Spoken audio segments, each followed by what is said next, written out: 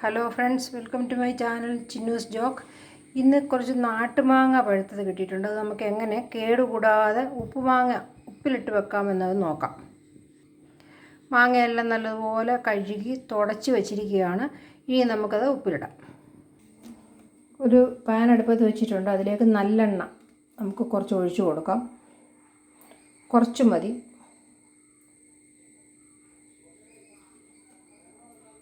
അതും ചൂടായി കഴിയുമ്പോൾ നമുക്ക് കടുക് ഇട്ട് കൊടുക്കാം. എണ്ണ ചൂടായിട്ടുണ്ട്. അതിലേക്ക് നമുക്ക് കടുക് ഇട്ട് കൊടുക്കാം. കുറച്ച് കടുക്. അതൊന്ന് പൊട്ടി വരട്ടെ. കടുകെല്ലാം പൊട്ടിയിട്ടുണ്ട്.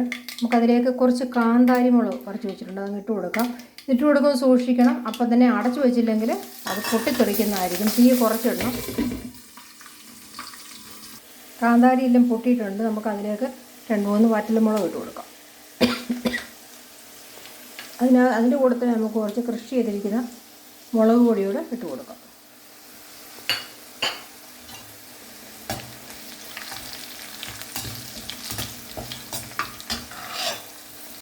ആ എണ്ണയിലേക്ക് നമുക്ക് ഇത്രയും ഒരു കഷ്ണം കായ ഇട്ട് കൊടുക്കാം. ആ എണ്ണ കിടന്ന് മുരിയിട്ട്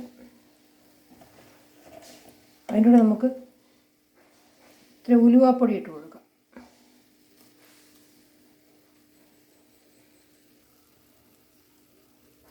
1/2 സ്പൂണ് മഞ്ഞൾപ്പൊടിയും കൂടെ ചേർത്ത് കൊടുക്കാം.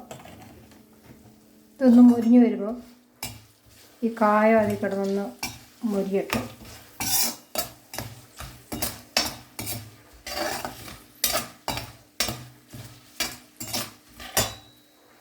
അതിലേക്ക് നമുക്ക് ആവശ്യത്തിന് വെള്ളം ഒഴിച്ചു കൊടുക്കാം.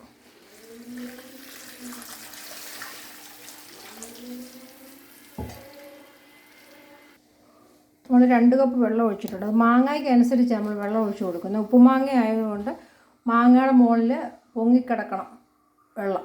അപ്പോൾ അതിലേക്ക് ആവശ്യത്തിന് ഉപ്പ് കുറച്ച് കൂടുതൽ വേണം. ഞാൻ വലിയ സ്പൂണിന് 2-3 സ്പൂൺ ഉപ്പ് ഇടുന്നുണ്ട്. കാരണം വെള്ളമുള്ളതുകൊണ്ട് നമുക്ക് തൊട്ട് നോക്കാം. ഉപ്പാണ് ഏറെ വേണ്ടത്. അതൊന്ന് തിളച്ച് വരട്ടെ. ഉപ്പും വെള്ളവും നല്ലപോലെ തിളച്ചിട്ടുണ്ട്. ഇനി നമുക്ക് തീയെ ഓഫ് ചെയ്യാം. ഈ വെള്ളം ആറിക്കഴിയുമ്പോൾ നമ്മൾ എടുത്തു വച്ചിരിക്കുന്ന ഈ മാങ്ങ നമുക്ക് ഭരണിയിലേക്ക് ഇട്ട് കൊടുക്കാം. എന്നിട്ട് അതിൻ്റെ അകത്തോട്ട് നമുക്ക് ഈ വെള്ളം തിളപ്പിച്ചത് ഒഴിച്ചു കൊടുക്കാം. തിളപ്പിച്ച് വെച്ച ഉപ്പും വെള്ളവും എല്ലാം നല്ലപോലെ ആറിയിട്ടുണ്ട്. നമുക്കതിന് ഈ ഭരണിയിൽ ഇട്ട് വെച്ചിരിക്കുന്ന മാങ്ങയുടെ അകത്തോട്ട് ഒഴിച്ചു കൊടുക്കാം. നമ്മുടെ മാങ്ങയ്ക്ക് എല്ലാം വെള്ളം ഒഴിച്ച് പരക്കി ഒഴിച്ചിട്ട് അതിലേക്ക് നമുക്ക് കുറച്ച് വിനാഗിരി ഒഴിച്ചു കൊടുക്കാം. കുറേ ഉള്ളത് കൊണ്ട് നമ്മൾ അതിന് അക്കതുപോലെ ഒഴിക്കണേ. പിന്നെ അതുപോലെ തന്നെ നമുക്കതിലേക്ക് കുറച്ച് കടുക് പരിപ്പ് കൂടെ ചേർത്ത് കൊടുക്കാം.